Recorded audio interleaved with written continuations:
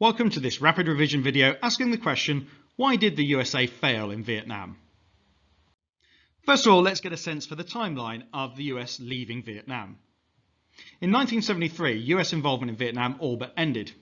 On the 27th of January 1973, the Paris Agreement set up a ceasefire between the USA, North Vietnam, the Viet Cong and South Vietnam. But ultimately, this wasn't going to last. In March 1975, the North Vietnamese army launched a full-scale invasion of South Vietnam. By the 30th of April 1975, Saigon fell. It's now called Ho Chi Minh City. The last US advisors and troops were evacuated in a last-minute and humiliating scramble. This was not Nixon's honourable withdrawal, which was supposed to happen as a result of Vietnamisation. The North had won, Vietnam was united, and it was a united communist. But ultimately, why did the world's greatest military power fail in this war? The first thing to do might be to categorise. The reasons for the USA's failure in Vietnam are numerous and complex. They can be categorised under the following headings though. If you're going to do this as a revision activity, you could take a clean double page or a large piece of A3 paper and record the following headings: political reasons, military reasons, geographical reasons, cultural reasons, and economic reasons. Some of these may well be linked. We're going to look at some examples of these, and you might want to have a look at which different headings these are linked to. So let's have a look at what we're looking at. Remember, political, military, geographical, cultural, and economic reasons. What are each of these? The USA had a lack of understanding of the Vietnamese landscape, climate, and the many dangerous plants and animals there. Viet Cong guerrilla tactics worked. Communist and North Vietnamese soldiers fought well. Low morale, drug use and fragging were common. We'll come back to the point of fragging, but this is effectively the murdering of one's officers rather than following their orders. North Vietnam and the Viet Cong had aid from communist allies in China and the USSR. Most US soldiers did not speak Vietnamese. ARVN was poorly trained. The Viet Cong were good at organising and winning support.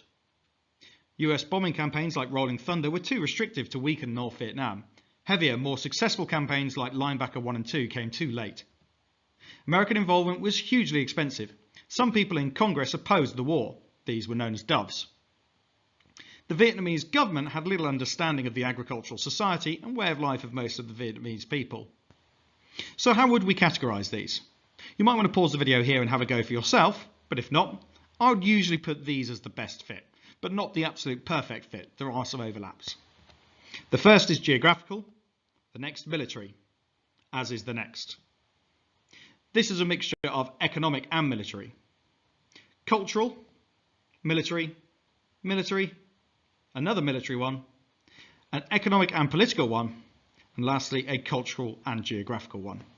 So that gives us an idea as to how these different factors all play together. Let's have a look at a few more factors. How would you categorise these? The draft led to US troops being young, poorly trained and inexperienced, especially as the war raged on. Congress cut funding for the war. South Vietnamese government was seen as unpopular and corrupt, with some justification. Lots of people in the USA were opposed to the war, including the doves in Congress. Most Vietnamese people wanted Vietnam to be a united and independent country, even if they weren't really decided over communism. And the US-backed South Vietnamese government was mainly Catholic, which alienated the mostly Buddhist population. This is especially true early on, during Diem's domination of South Vietnamese government. Again, you could pause it here and categorise these yourselves. If not, I would say that the first is military. The next is a mixture of economic and political methods. The next is both political and cultural. The next is political. Remember that sort of disagreement between the hawks and doves in Congress. The next is political and cultural, and then the last is political and cultural too. But we also need to focus on some of these specifically. In particular, the military tactics that were used in Vietnam rarely worked. Let's have a look at why. Let's specifically look at the US and ARVN failure to have effective counter-insurgency missions, what we often refer to as search and destroy. So the Viet Cong counters the communist insurgency in South Vietnam. They're trying to replace the government. So counterinsurgency is any action taken to try and defeat them. Here's why counterinsurgency failed. The Viet Cong were well supplied. The USA bombed supply routes into South Vietnam, but amounts of supplies moved along the Ho Chi Minh Trail actually increased during the war. Weapons were also easily hidden, and China and Russia continued to supply modern high-quality guns. Search and destroy missions as a rule failed too.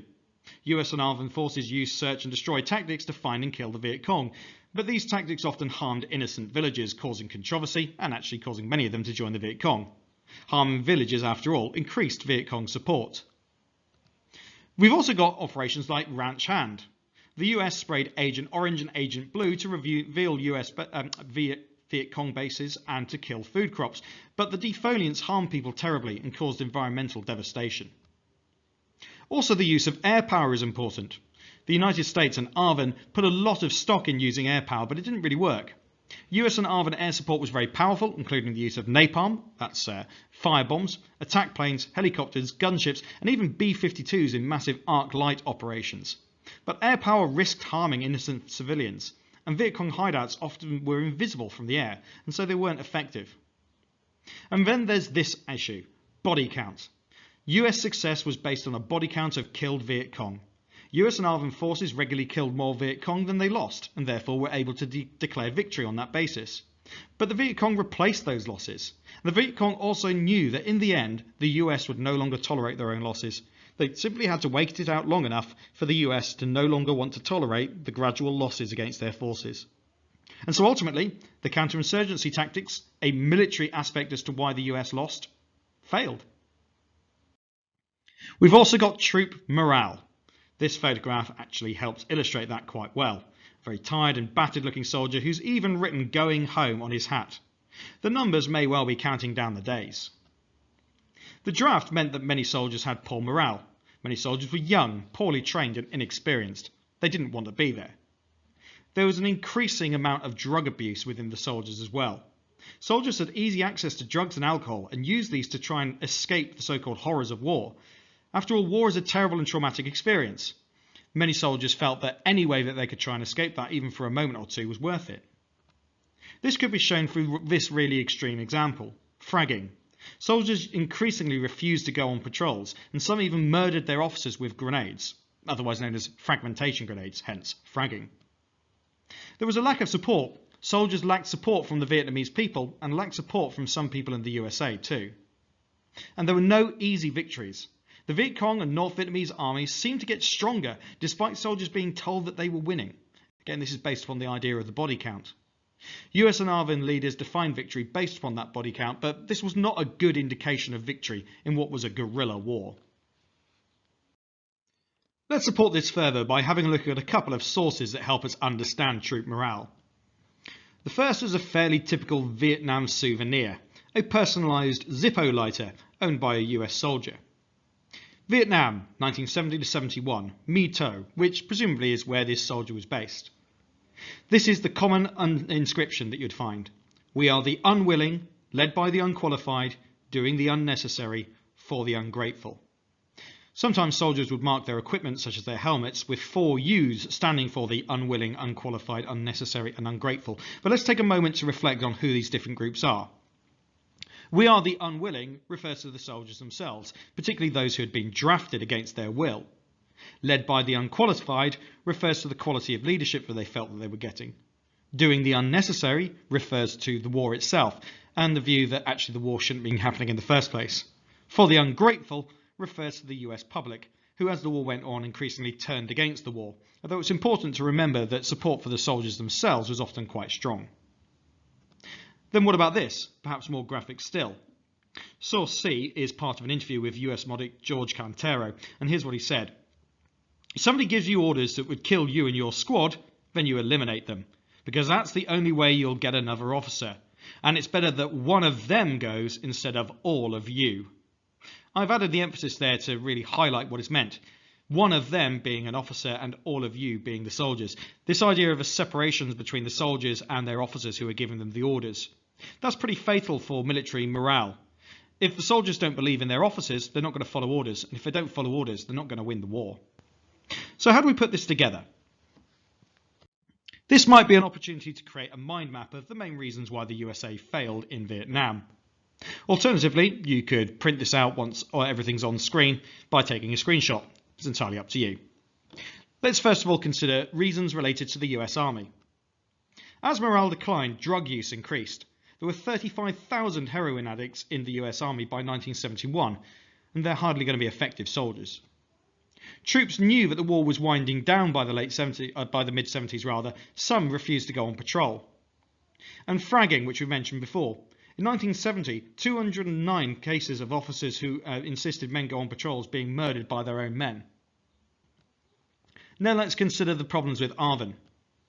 Over half of South Vietnamese men aged 15 to 49 were in ARVN by the early 1970s, but they still didn't have enough men. And if over half have already been drafted into the forces, where are you going to find any more? There was also poor discipline. ARVN officers were reluctant to lead their men. There were 150,500 desertions in 1970 alone. And there was corruption. Troop numbers were falsified, supplies were stolen and sold, and officers were not appointed for their skill, but rather for their connections. There were problems too with the training and equipment, much of which was provided by the Americans. Troop shortages meant that training was rushed. 75% of officers or leaders had less than 1 year of experience. And US equipment had instructions in English that few ARVN soldiers could read. Both of this reduced the confidence both in the officers, their commands, and the equipment that they were using to fight, especially for ARVN.